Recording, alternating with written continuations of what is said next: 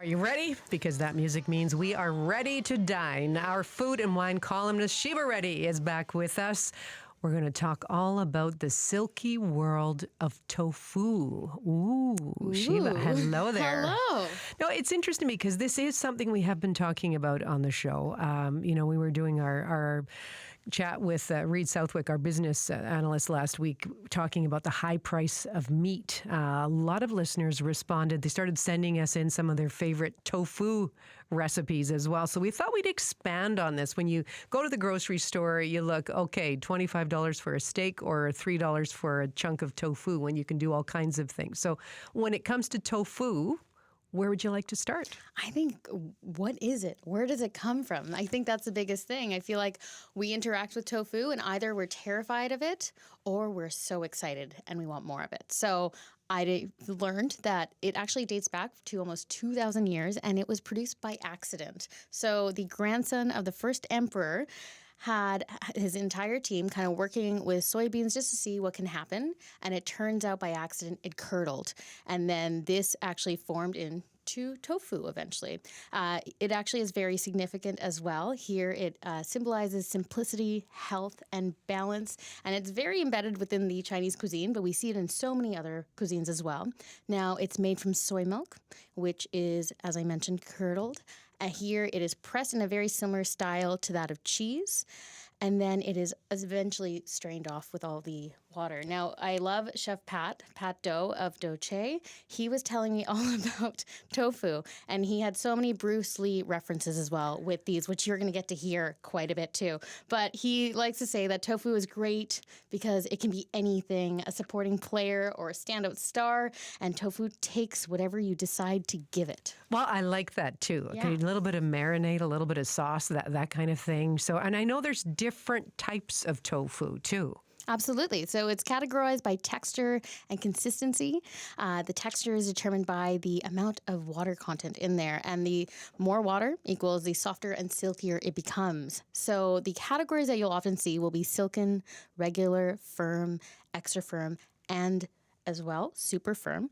You get to see it fermented, dried, and also a category that is stinky. Now, it actually is true. Really? Yeah, I looked it up being like, I don't know. This seems suspect. They're going to put stinky on the package? Yeah. Really? Just to warn you. I guess it's better to be prepared. Okay. Absolutely. Okay. But yeah, that's that. And I thought it was offensive, and then I read it, and actually turns out it wasn't. But here we are.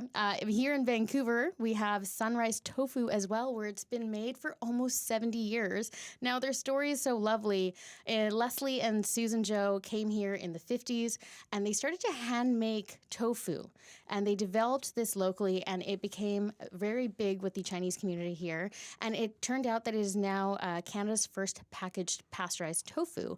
Now, they have since been going on. They're the largest manufacturer of that here, and they're just in the downtown east side, so you can go by and visit. I see the Sunrise Tofu everywhere, and it's interesting. As I say, I'm trying out some new things with it. So what are some of the ways that people can use tofu? You're in the foodie community. What are you hearing? This is true. This girl likes to eat. So Chef Alan Ferrer, he's the corporate kitchen chef of Aburi Restaurant. So we have Miku, Minami, and Aburi markets. Now he's telling me all about their signature salad that incorporates tofu.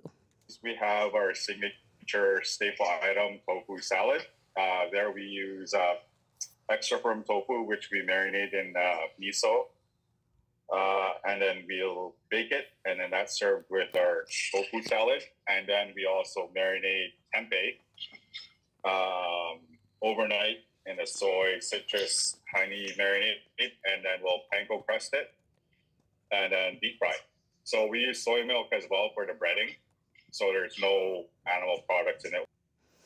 Yeah, so with no animal products. Now, Chef Pat, once again from Duchoy, was telling me about another Bruce Lee reference, and where you have "be water, my friend." Here he's saying "be tofu, my friend," and now he likes to use tofu in a way where it's almost a mock meat, and so he uses that within their spring rolls. They like to puff it up and offer it a bit more flavor. It's very sponge-like, so it will literally take any flavor you give it as well, and really, he just again wants to say that it is a standout star and can really do anything. Right. Well, I mean, I like when I go to a Japanese restaurant, agadashi tofu, where you get it just lightly deep fried, and then you can dip it in any sauce that you like. It comes with a very sort of a lightly flavored sauce, which I really like, not too thick. But if you use something like gochujang sauce as well, you can do that in the fry pan or put it on afterward. That's a nice spicy addition. And it does, I mean, depending on what texture you want, it just kind of takes it on. What do you like to do with it? Now, my favorite is actually right after dim sum. There's always this really special treat that you get. And this one is sweet tofu. It's steamed with ginger. And it has such a contrast of flavor where the actual tofu itself is chilled in a silken soft tofu style. And then you have a very delicate yet powerful hot ginger broth. So that's my favorite way to go, especially on a cold day. And then we were actually chatting earlier with good old George here, and he was telling us all about the pad thai he made. And so I feel like having something like pad thai as well, where you have so many flavors and it's able to hold through many days and gain that flavor more, that's one way to go as well. Just absorbs it all. Now you also were talking about the tofu salad just there, and you mentioned tempeh too. So what can you tell us about where does tempeh fit into that? Yeah, so it's not tofu, but oftentimes compared to tofu. And the way that it was once described to me was that it's like tofu that really hit the gym hard. So here's Chef Alan once more telling us all about tempeh.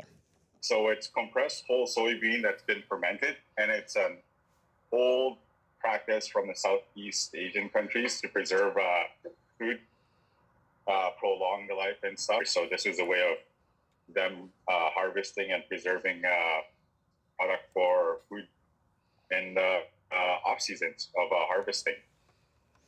And so with this, I want to just go to the gourmet warehouse and I want to pick up a coagulant and I want to make this at home. I know it's going to be messy, but hey, I think it's going to be fun. I think this is opening up a whole new world for a lot of people. They're just going to say, "No, I don't get it. It doesn't taste like anything. It only tastes like what you want it to taste like, what you add to it." That's kind of the fun and the challenge with tofu. But I'm loving this. I have a friend who puts it in her blender, the soft tofu, and then adds a little bit of chocolate sauce and then lets it set again. Then you've got like a creamy tofu, silky pudding. Absolutely. Sort of for a dessert, all these kinds of things. And I know people are going to start sending in their favorite tofu recipes because it happened last week when we weren't even asking for them. But please feel free to do that. What do you love to do with your tofu? On the coast at cbc.ca or send us a text 236-330-2623.